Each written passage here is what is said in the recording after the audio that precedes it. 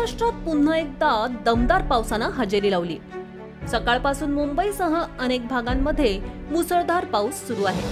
दरम्यान पुढील 24 तासांमध्ये राज्यात मुसळधार ते अतिमुसळधार पावसाचा इशारा हवामान विभागाकडून देण्यात आलाय।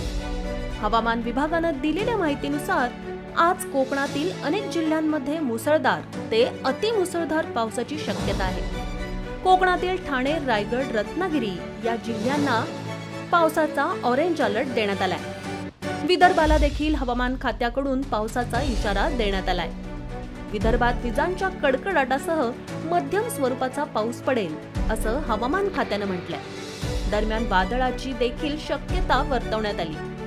मध्य महाराष्ट्रात देखील हवामान विभागाकडून पावसाचा इशारा देण्यात आला आहे। मध्य महाराष्ट्रात अनेक ठिकाणी मुसळधार पावसाचा अंदाज असल्याचं हवामान विभागाकडून सांगण्यात आलं।